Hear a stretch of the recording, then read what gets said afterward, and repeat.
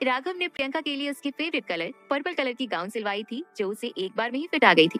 Priyanka change करके बाहर आई। सुष्मिता बाहर बैठी फोन चला रही थी। प्रियंका को देखते ही बोली, एक मिनट रुकना। सुष्मिता की बात सुनकर प्रियंका उनकी तरफ मुड़ी। उस लड़की ने ऐसा क्यों कहा कि तुमने ड्रेस खराब की थी? क्या उससे कोई दुश्मनी है तुम्हारी? प्रियंका समझ गई कि सुष्मिता रश्मिका की बात कर रही है। प्रियंका चाहे जितना भी रश्मिका से नफरत करती थी, लेकिन उसे बाकी औरतों की तरह चुगली करने की आदत नहीं थी। इसलिए प्रियंका ने सुष्मिता की बात पर बस स्माइल किया और रिसेप्शन पर चली गई। सुष्मिता ने भी ज्यादा पूछना ठीक नहीं समझा। एक्सक्यूज मी, मुझे अपना नाम एंड नंबर तो बता दो। सुष्मिता ने निकलते हुए वापस मुड़कर प्रियंका से कहा। प्रियंका ने रिसेप्शन से एक कागज लिया और उस पर अपना नंबर लिखकर सुष्मिता के पास गई और बोली, ये रहा मेरा नंबर, मेरा नाम प्रियंका दीवान है। क्या तुम राघव दीवान की पत्नी प्रियंका दीवान हो? सुष्मिता ने पूछा। प्रियंका ने हाँ में सर हिलाया और मुस्कुराई। आई मस्ट से, राघव ने अपने लिए बहुत टैलेंटेड लाइफ पार्टनर चूज किया है। और कहते हुए सुष्मिता शॉप से बाहर चली गई। प्रियंका सुष्मिता की बात सुनकर खुश हो गई। उसने अपने कपड़े लिए और कार में बैठ गई। उसकी नजर रिस्ट वॉच पर पड़ी। शाम के 7 बज गए थे। वो राघव के दिए गए टाइम से लेट हो गई थी। प्रियंका 7:30 के करीब ऑफिस पहुंची। राघव पार्किंग में ही वेट कर रहा था। प्रियंका को देखते ही राघव बोला, कहाँ थी अब तक और तुम तैयार क्यों नहीं हुई? मुझे बस 10 मिनट दो, मैं तैयार होकर आती हूँ, बाकी तुम्हें बाद में बताऊंगी।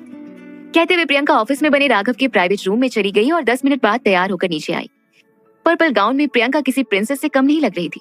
ड्रेस से मैच करके उसने अपनी हाई पोनी बनाई थी और दोनों तरफ से लट निकालकर उसने अपने गालों पर गिराए थे, जो उसकी खूबसूरती पर 4 चांद लगा रहे थे। राघव उसकी खूबसूरती देखकर मदहोश हो गया।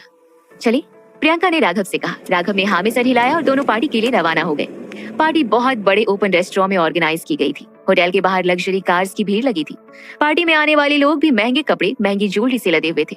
चैरिटी पार्टी हर साल होने वाली बड़ी पार्टीज में से एक थी, जो डिप्टी मेयर पृथ्वी पाटिल के द्वारा ऑर्गेनाइज की जाती थी। चैरिटी के सिवा ये पार्टी नए लोगों से मिलने, नए चेहरों को जानने का भी जरिया था। और यही वजह थी कि राघव प्रियंका को इस पार्टी में लेकर आया था। राघव ने उतरकर प्रियंका के लिए कार का दरवाजा खोला और अपना हाथ आगे बढ़ाया। प्रियंका ने राघव का हाथ पकड़ा और पार्टी में आ गई। प्रियंका इतनी बड़ी पार्टी पहली बार देख रही थी। आज तक कभी भी गजेंद्र उसे किसी पार्टी में नहीं ले गया था। प्रियंका के हाथ कांप रहे थे। बड़े बड़े लोगों के बीच खुद को असहज महसूस कर रही थी। राघव ने जब प्रियंका के कांपते हाथ महसूस किए तो उन्हें मजबूती से पकड़ते हुए बोला, बस इतना याद रखो, तुम राघव दीवान की बीवी हो। राघव के बस इतने से शब्द ने प्रियंका को कॉन्फिडेंस से भर दिया। दोनों एक परफेक्ट कपल की तरह अंदर आए। उन्हें देखकर कुछ लोग उनके पास गए, जिनमें से एक ने कहा, वाह क्या जोड़ी लग रही है आप दोनों की। कॉम्प्लीमेंट सुनकर प्रियंका ब्लश कर गई। राघव ने भी स्माइल किया और थैंक यू बोलकर आगे बढ़ गया। हमें लगता है राघव अपनी आसमान से गिरी बीवी को कुछ ज्यादा ही प्यार करता है। 1 मिनट के लिए भी उसे खुद से दूर जाने नहीं देता है। पीछे से किसी की आवाज आई। राघव ने जब मुड़कर देखा तो उसका कोई पुराना दोस्त खड़ा था। राघव ने जाकर उसे गले लगाया और बात करने लगा। प्रियंका को समझ नहीं आया कि आखिर वो अकेली खड़ी क्या करेगी। वो इधर उधर घूमकर पार्टी देखने लगी। किसी के हाथ में वाइन का ग्लास तो किसी के हाथ में शैंपेन का। कहीं कोई मेज पर बैठा खा रहा था तो दूसरी तरफ लोग डांस कर रहे थे। कुछ लोग बिजनेस डील्स की बात कर रहे थे तो कुछ लोग अपने दोस्तों से मुलाकात भी कर रहे थे। प्रियंका उस पार्टी में कहीं खो सी गई थी। वो हर चीज को बहुत गौर से देख रही थी। तभी उसे कुछ लड़कियों की हंसने की आवाज सुनाई दी। उसने मुड़कर देखा तो कुछ लड़कियां प्रियंका को देखकर हंस रही थी। उन्हीं में से एक ने कहा, यार सच में मैंने बेशर्म लोग तो बहुत देखे हैं, लेकिन इसकी तरह नहीं देखे। अरे यार बेशर्म, गोल्ड डिगर बोलो, गोल्ड डिगर। जहाँ दौलत देखी वहाँ चल दी। वैसे भी इन लड़कियों का यही काम है। दूसरी लड़की ने प्रियंका पर निशाना साधते हुए कहा। पहली लड़की दूसरी के हाँ में हाँ मिलाते हुए बोली, वो तो भला हुआ विवेक का, जिसने इसकी असली सूरत वक्त रहते पहचान ली। लेकिन इस लड़की की भी किस्मत बहुत अच्छी निकली, सीधे राघव दीवान को फंसा लिया। प्रियंका उन लड़कियों की बातें सुनकर हर्ट थी, लेकिन बिना कोई रिएक्शन दिए राघव के पास जाकर खड़ी हो गई।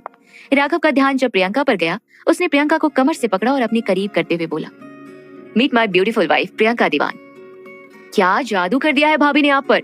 हमारा भाई तो आपके प्यार में पागल है, राघव के दोस्तों में से एक ने कहा। राघव के दोस्तों का मजाक सुनकर प्रियंका शर्म से लाल हो गई। सब लोग बात करने में मग्न थे, लेकिन इस बीच भी राघव ने प्रियंका से अपनी पकड़ कमजोर नहीं की थी। राघव का इतना प्यार देखकर अचानक ही उसे विवेक का रवैया याद आ गया। कैसे विवेक उसे दुनिया के सामने उससे मिलने से, हाथ पकड़ने, यहाँ तक बात करने से भी कतराता था। विवेक को डर था कि दुनिया उनके रिश्ते को गलत समझ लेगी। जब कोई आसपास नहीं होता था तो वो प्रियंका को छूने की कोशिश करता था, लेकिन कभी भी किसी के सामने उसने प्रियंका को प्राउडली इंट्रोड्यूस नहीं करवाया था। प्रियंका को याद आया कि एक बार विवेक के माता पिता ने दोनों को साथ देख लिया था और प्रियंका को खींचकर एक थप्पड़ लगाया था। उन्हें रोकने की जगह विवेक डरकर भाग गया था।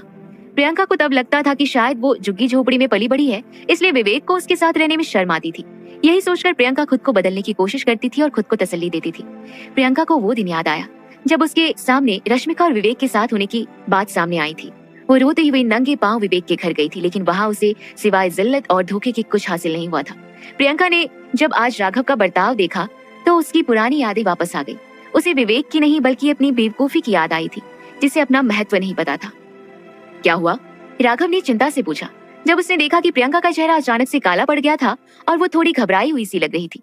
प्रियंका को जब होश आया तो उसने राघव का हाथ कमर से हटाते हुए कहा, मुझे वॉशरूम जाना है।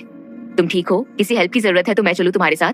राघव के चेहरे से साफ पता लग रहा था कि प्रियंका का अचानक ऐसा हाल देखकर उसे टेंशन हो गई थी। नहीं, मैं खुद चली जाऊंगी। कहाँ है वॉशरूम? प्रियंका ने राघव को मना करते हुए कहा। वहां पर राघव ने प्रियंका को रास्ता दिखाते हुए बोला। राघव के कहते ही प्रियंका हड़बड़ी में वॉशरूम की तरफ बढ़ गई।